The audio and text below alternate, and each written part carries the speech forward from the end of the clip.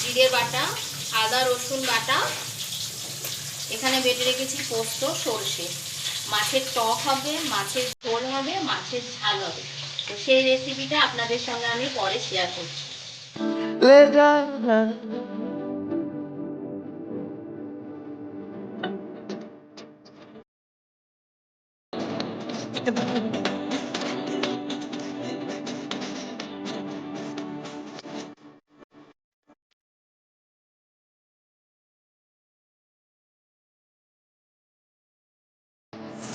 প্রথমে এই ঢ্যাঁড়সগুলোকে ভাজতে দিয়ে দিয়েছি কাঁচা লঙ্কা দিয়ে।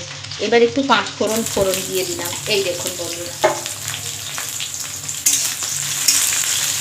শুভ দুপুর বন্ধুরা।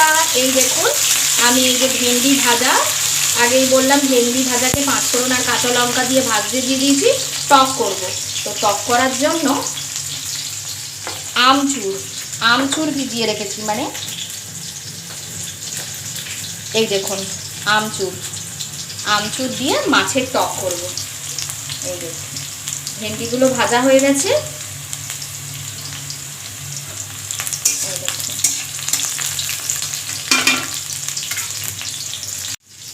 তো আমার ভেন্ডিগুলো ভাজা হয়ে গেছে, ঢেঁড়সগুলো। তো এতে আমি এবার দিয়ে দেবো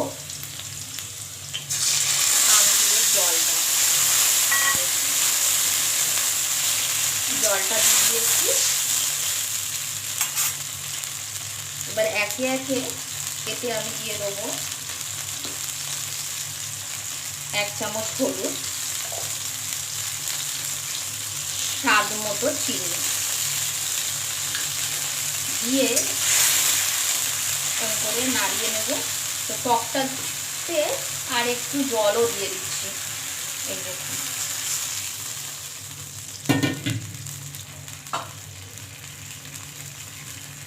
এবার একটু সর্ষে বেটে রেখেছিলাম, সেই সর্ষে বাটাটা দিয়ে দিলাম।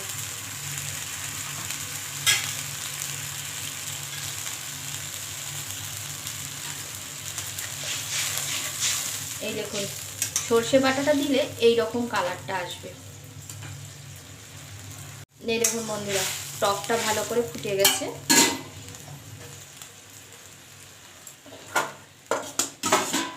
এবার টকে আমি মাছগুলো দিয়ে দিচ্ছি। এই দেখুন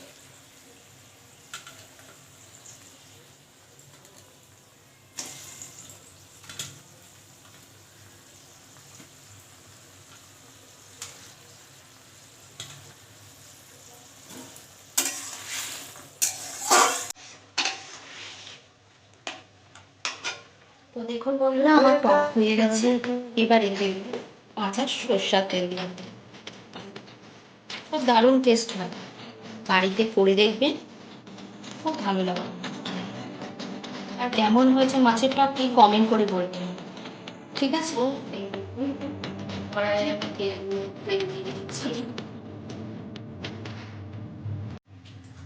আর এই যে মাছ ভেজে রেখেছি।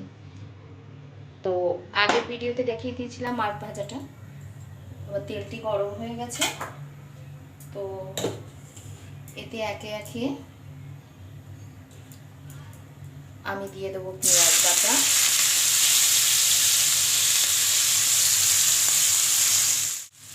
পেঁয়াজটা ভাজা হয়ে গেছে। এবার দেব রসুন বাটা, আদা বাটা আর পেস্ট করা রাখা পোস্ত, সর্ষে, টমেটো পেস্ট করে রাখা, এগুলো আমি দিয়ে দেবো।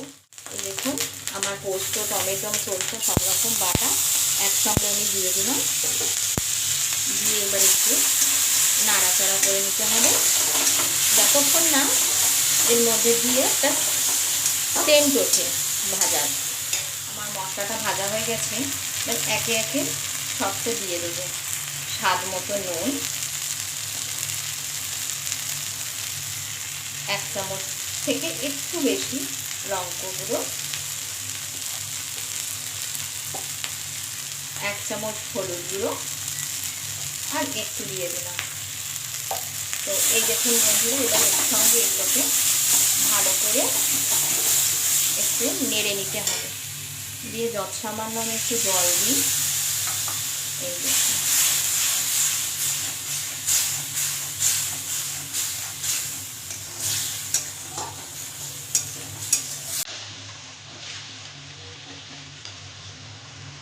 বন্ধুরা, আমার মাছের ঝাল কমপ্লিট হয়ে গেছে।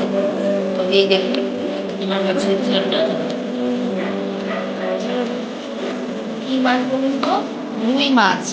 রুই মাছের ঝাল কেমন লাগলো কমেন্ট করে বলুন।